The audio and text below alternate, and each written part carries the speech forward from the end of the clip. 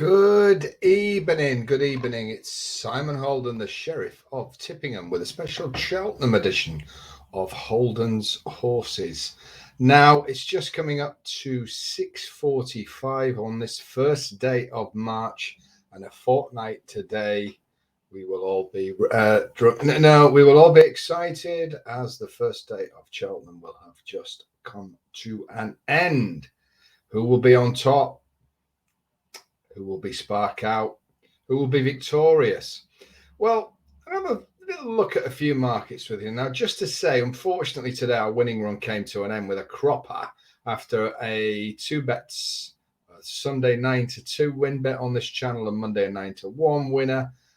We came a cropper today at Catterick, but I'll be back in the morning with another bet. Okay, I'm waiting on some info that sadly isn't in. I'm not going to delay this video anymore because tonight is about Cheltenham. So do tune in tomorrow morning.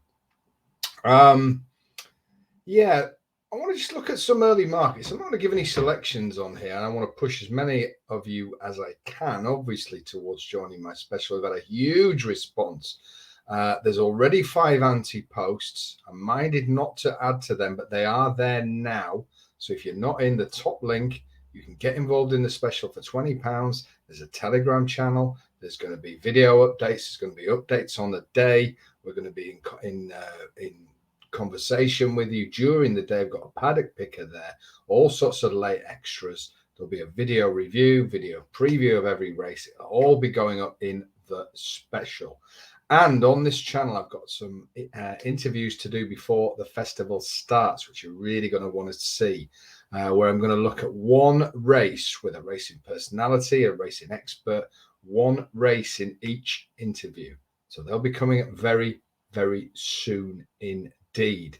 Now, let's have a look at some of these markets.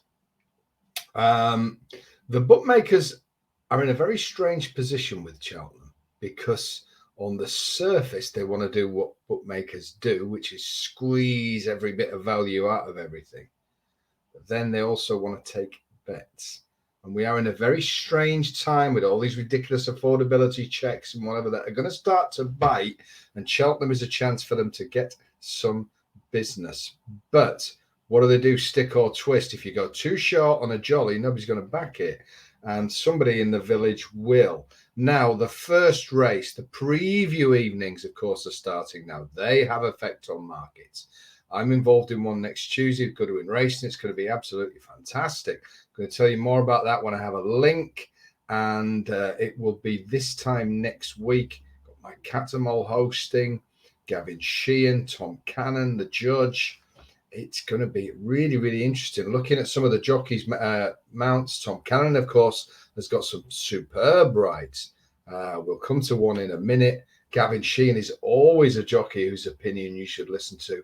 Bit of a maverick, very, very good rider. Does things his own way.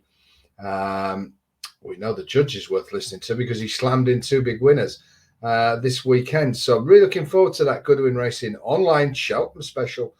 I'll make sure to get you the feed. And, of course, yours truly. It's far from me to say who the star guest is. But you can guess 10's on who I think is. Right, let's have a look at the Supreme Novices. Now, the first thing, the Cheltenham Raw. Very important race for the way things will go for a variety of reasons. If this jolly Constitution Hill goes in, you'll see a domino effect through the day, I believe. A price is being cut on jollies, as there seems to be a bigger trend than ever of punters placing favourite accas. It was something that 5-10 years ago just simply wasn't done. It may have been done by some high rollers or some like very, very small stakes betting shop punters who would have been regarded as somewhat of a wally. Cheers, by the way. Oh, that's better. A bit of a sore throat. We have a dodgy options choice still. But it wasn't a widely done thing. Now, we think back to the Mullins year and the Annie Power fall and the however many 10, 15 million you hear it saved the industry. But since then, of course, with the rise of Mullins and Elliott, there has been an idea that Cheltenham is a place to place, win, accas, and roll-ups. Now, when you think of the amount of people that are punting on these markets, even if you're not intending placing these bets, it does mean it will have an effect on you, because if this bandwagon gets rolling, prices will shorten. But conversely, they will only shorten at the front end of the market. And what you might do is get in a situation where you've backed something at 9-2.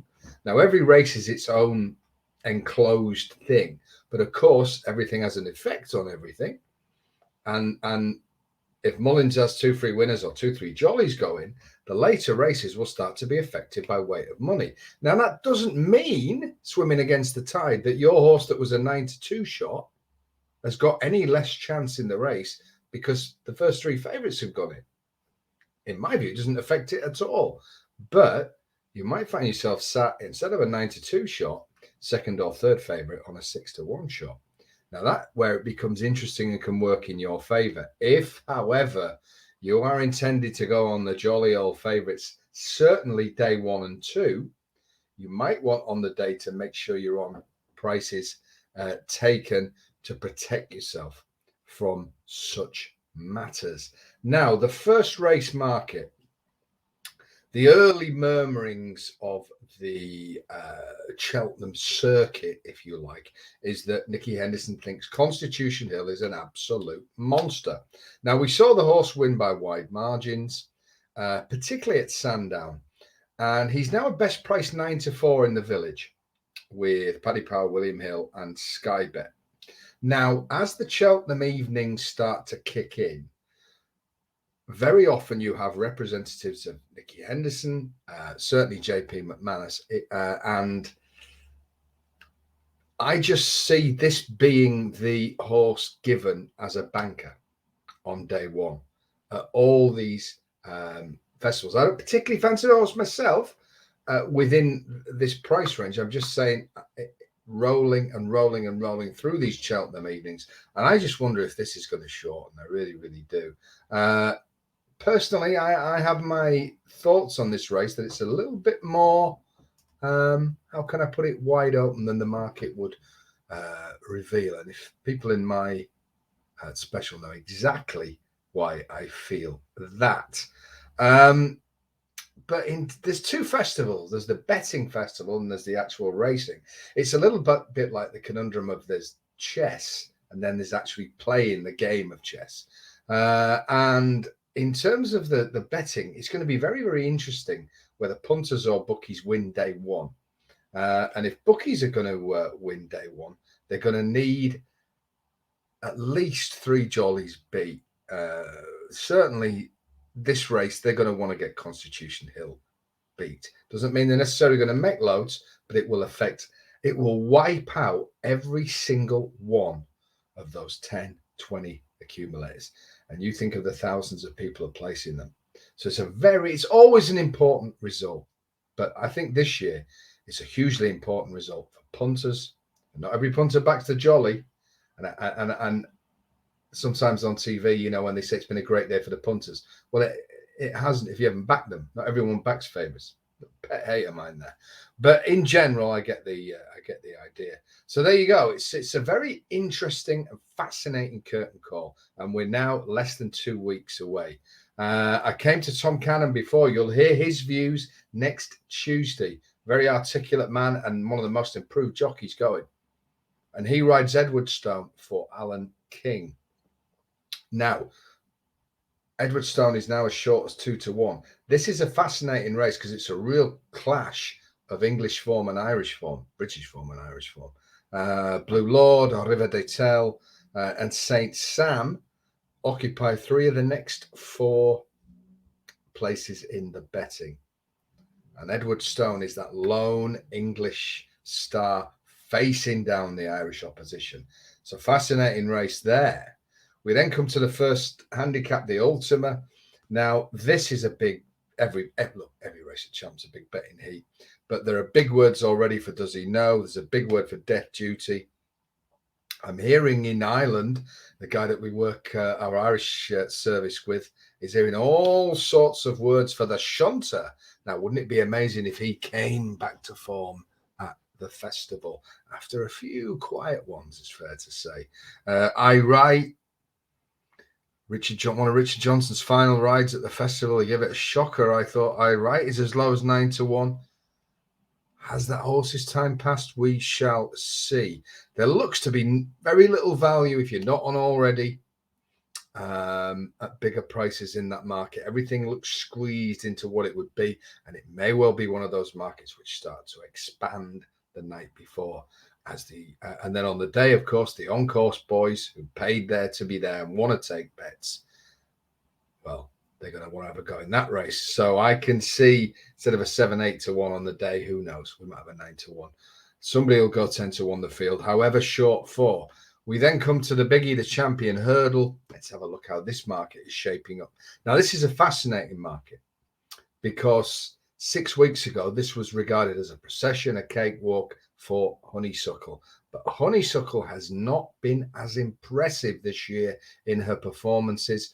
And also Henry de Bromhead, who was all conquering this time last year, has had a fairly ropey season in Ireland. Isn't to say that the horse won't win, but that kind of procession, that wanting to go in at 3s on any price, the horse will win, blah, blah, blah. She's far too good for them. It's going to be a cakewalk. I'm seeing less of that now. And I see William Hill. They're having a go. They're trying to get her and putting her in at 4-7. That would have been crazy 6 weeks ago to think that. So her price is coming in. She's even shorter on the exchanges. I'd be very, very careful about backing Honeysuckle. I really, really would. I would. If you're interested in a horse, she's got a legion of fans. I would suggest waiting on the day now. Epatante, I think her time's passed. Adagio is a fascinating horse for the pipes. On the ratings, got it to do, but there's real confidence emanating from the pipes that Adagio is going to run a big race, but it will be a huge effort for that horse if it can be competitive in this race. We've got Tommy's Oscar down from Scotland, and one thing, I mean, the paucity of Northern, Midland trained and Scottish horses really is starting to be a cause of concern. I remember when Moulton would have if not an army, at least some fancied runners in. You're just not seeing it anymore with the domination of Irish and the domination of Southern horses. And it's not healthy. We need to get Northern racing horses and Scottish horses competitive again at big meetings. So it'd be great if Tommy's Oscar could win, but I can't see it myself. We then go on to the Mares Hurdle. Let's have a look at this market. How does that seem to be shaping up? Tell Me Something Girl is 3-1. I sense some weakness behind that. I really do. And I sense that the confidence in one horse is the horse Stormy Island. Seems to be the horse being clipped everywhere. And again, in the very, very early Cheltenham preview circuit, Stormy Island and Burning Victory are the horses that are being mentioned. Isn't to say on the day they're going to do the business just because they're the early talkers, but very, very interesting. It's a very, very Irish-centric market, if there is such a word. You've got Marie's Rock, who's being back. Nicky Henson stepping up from Handicap Company. It was so impressive at Kempton at Christmas. And won last time, but I do think that was an uncompetitive race when the Paul Webber horse completely blew out last time. But Marie's Rock is certainly an improver. Ellie Bell is an interesting horse in this, as big as 25s. An Indefatigable, of course, a horse with great Cheltenham form, but was so poor last time. Paul Webber's horses are running wretched. He's as big as 33-1 with Bet365. And again, it shows you how times change. I would have thought that would have been a 10-1 shot at Christmas for this. So a very, very mixed up market that I would let settle down. It will take shape in the last few days before the meeting. And we'll finish off with a quick look how this Boodles Juvenile market up. Now, if there's an award for the hardest race of the year, it's got to be this. But there is an almighty steamer in this race. And again, if you've missed the early price on this, I'm not sure you want to be getting involved now. You've got to remember there's going to be a huge field for this race. They're going to come swarming together. There's going to be traffic problems. They're going to be coming round that final bend, sweeping round. How many will still be in with a chance? Who knows? But do you really want to be on one now before the meeting at 3 to 1, 11 to 4? I speak, of course, of the hype horse of the year, Gaelic Warrior. Again, hype, or form. I'd always take form. Look, Gaelic Warrior may gag up, and if you'd have offered me 12 to 1 and the people who got the early price is fine. But I think this is a horse you need, a race you need to sit tight and wait for the day now. The bookmakers do not know what to do with this horse, because if they cut it anymore, if they went 9 to 4 now, they wouldn't take a bean in the race. There are other horses fancied. Phil Dore is an interesting horse, and because of Gaelic Warrior being so short, that's out to 7 to 1. I think that's got to have a chance. There's a horse called Brazil, which is at 9 to 1. Hope it's not ridden by Alan Brazil. There is a horse called Dr. Brown Bear that I'm heard being mentioned. So there are always, never let anybody tell you that there's a one-horse race at Cheltenham. Cheltenham Festival races are always difficult to win.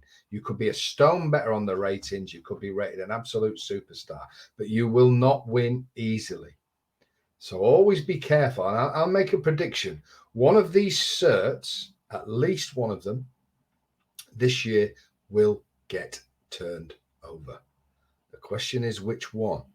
Now, if you're placing them all in roll-ups and thinking you're buying money, be careful, because if one gets turned over, you lose the lot. And as I spoke last week about the ways to play festivals, I think the way to play the festival now is to keep, your ears open and your eyes open, because stories will emerge, but you can't react to every preview evening. You can't react to every stable interview.